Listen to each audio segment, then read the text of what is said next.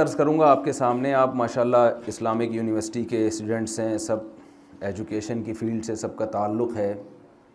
آپ کو پتہ ہے اسلام میں جو سب سے پہلی آیت نازل ہوئی رسول اللہ صلی اللہ علیہ وسلم پہ, اقرأ بسم ربک الذی خلق خلق الانسان من علق اقرأ وربک الاکرم الذی علم بالقلم علم الانسان ما لم یعلم. کمال کی بات یہ ہے کہ ہمارے پیغمبر صلی اللہ علیہ وسلم کے ہاتھ مبارک نے کبھی الف کی لکیر بھی نہیں کھینچی.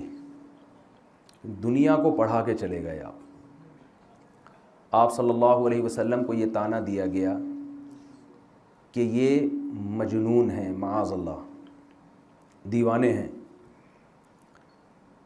قرآن میں اللہ نے قلم کی قسم اٹھائی, والقلم وما یسطرون ما انت بنعمت ربک بمجنون.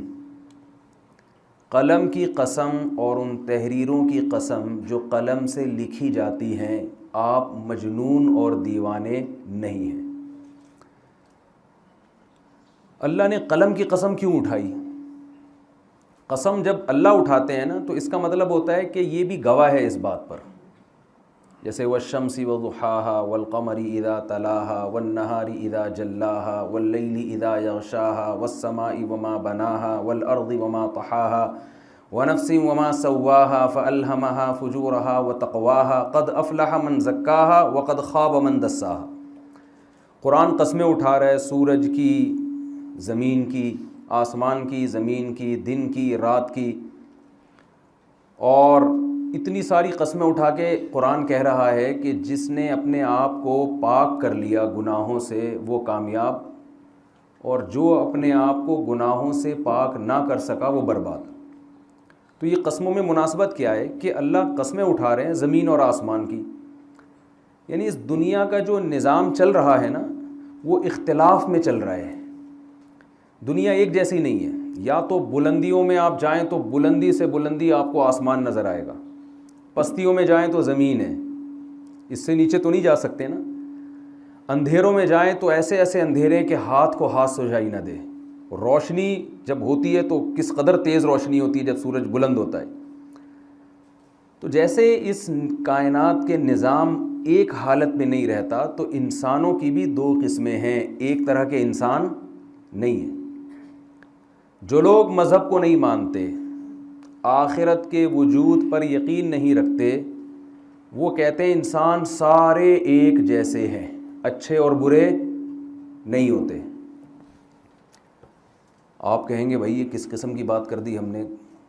جو مذہب کو نہیں مانتے وہ بھی کہتے ہیں there are two types of human. انسان کی کتنی قسمیں؟ اچھا بولنا پڑے گا آپ کو نا. انسان کی کتنی قسمیں؟ کچھ نائس پرسن ہوتے ہیں, کچھ بیڈ ہوتے ہیں, ویری بیڈ. کہتے ہیں نا بہت گندا آدمی ہے, یہ ویری نائس, بہت اچھا آدمی ہے. تو انسان کی انگریزوں کے ہاں کتنی قسمیں ہیں؟ دو, حالانکہ وہ تو آخرت کو نہیں مانتے.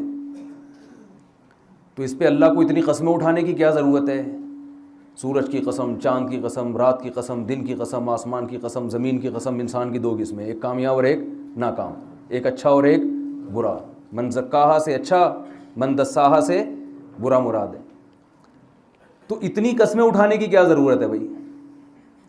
کل میں کہیں جا رہا تھا تو کسی نے قوالی لگا دی, عزیز میاں قوال کی قوالی. تو میں قوالی سنتا نہیں ہوں لیکن اس کے چند اشعار میں نے سنے. اس میں وہ عزیز میاں قوال نے قسمیں اٹھائیں, اتنی قسمیں, پتہ نہیں کیا کیا, کوہ طور کی قسم, تورات کی قسم, فلانے کی قسم. وہ قوالی ہے پرانے زمانے کی. 20 قسمیں اٹھا کے ہم نے کہا پتہ نہیں کیا جواب آئے گا نا قسم کا. تو درجنوں قسموں کے بعد جواب یہ تھا میں شرابی.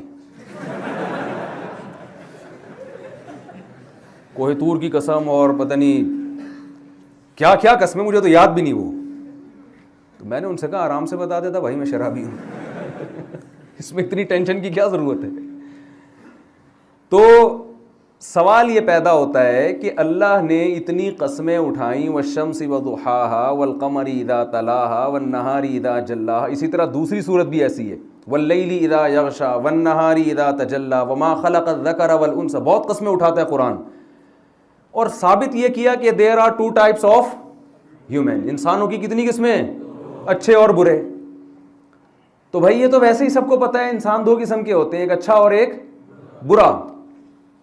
تو انگریز بھی کہتا ہے جو قرآن کو نہیں مانتا, جو آخرت کو نہیں مانتا.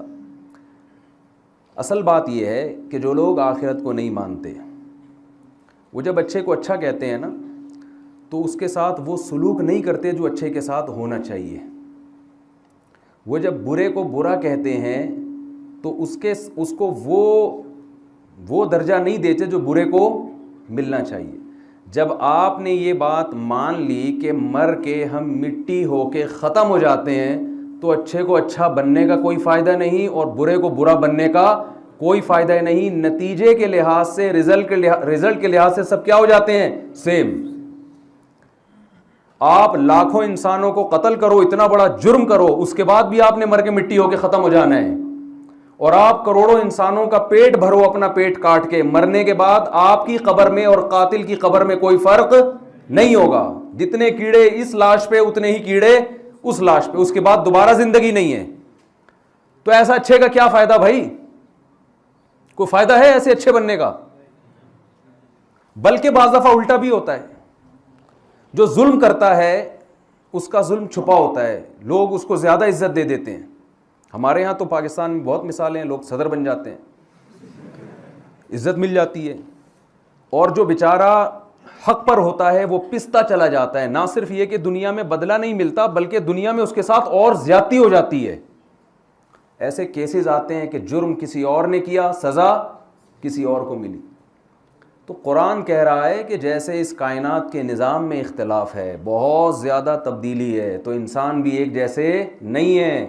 جو کامیاب ہوگا نا وہ قد افلح, بہت بڑا کامیاب ہوگا. وہ ایسا نہیں ہوگا کہ اس کو بس لوگ دیکھیں, اس کو جو نیوٹن اور ایڈیسن وغیرہ نے جو چیزیں ایجاد کی, انسانیت کی خدمت کی نا, تو آج لوگ فائدہ اٹھا رہے ہیں. تو کیا ان کو اس کا بدلہ دنیا میں مل گیا؟ کچھ ملا ان کو؟ نہیں ملا نا بھائی. جتنی خدمت کی اس حساب سے تو کچھ بھی نہیں ملا. وہ الگ بات ہے کہ آخرت میں نجات کے لیے ایمان شرط ہے. ابھی وہ میرا ٹاپک نہیں ہے, وہ پھر لوگ اشکال کرتے ہیں نا, اتنی خدمت کی پھر بھی جنت میں کیوں نہیں بھیج رہے آپ اس کو, نیوٹن کو. تو وہ ابھی ٹاپک نہیں ہے میرا, وہ سوال میں آپ پوچھ سکتے ہیں بعد میں. تو قرآن کہہ رہا ہے یہ قسمیں اٹھا کے کہ انسان کی بھی کتنی قسمیں ہیں, دو. یا تو بہت بڑی کامیابی یا بہت بڑی ناکامی. مرنے کے بعد سب ایک جیسے نہیں ہو جاتے. تو میں یہ قرآن کی قسمیں سمجھانے کے لیے میں نے یہ مثال دی ہے. تو قرآن قسم اٹھا رہا ہے قلم کی اور ان تحریروں کی جو قلم کے ذریعے لکھی جاتی ہیں. قرآن کہہ رہا ہے کہ قلم اور تحریریں اس بات پر گواہ ہیں کہ محمد صلی اللہ علیہ وسلم مجنون نہیں ہے. حالانکہ جس وقت یہ آیت نازل ہوئی مکہ میں, اس وقت قلم کا بھی اتنا کوئی رواج تھا نہیں. بہت کم لوگ, 4 6 8 10 لوگ ہوں گے پورے مکہ میں جو لکھنا جانتے تھے. اور وہ لکھتے بھی کیا, کبھی کبھار کوئی شعر لکھ دیا کرتے ہوں گے. بہت کم لکھنے کا رواج تھا. اس وقت قرآن کہہ رہا ہے قلم اور اس کی تحریریں گواہ ہیں کہ محمد صلی اللہ علیہ وسلم مجنون نہیں ہیں. اور آج قلم واقعی اس بات کی گواہی دے رہا ہے, اور تحریریں دیکھیے, کسی مجنون کی بات کو اتنا پروٹوکول نہیں دیا جاتا جتنا محمد صلی اللہ علیہ وسلم کی شخصیت اور آپ کی باتوں کو اہمیت دی گئی ہے. دنیا میں کسی کی سیرت پر اتنا کچھ نہیں لکھا گیا جتنا محمد صلی اللہ علیہ وسلم کی سیرت پہ لکھا گیا ہے. دنیا میں کسی کی بات کو اتنے اہتمام سے نہیں محفوظ کیا گیا جتنے اہتمام سے محمد صلی اللہ علیہ وسلم کی بات.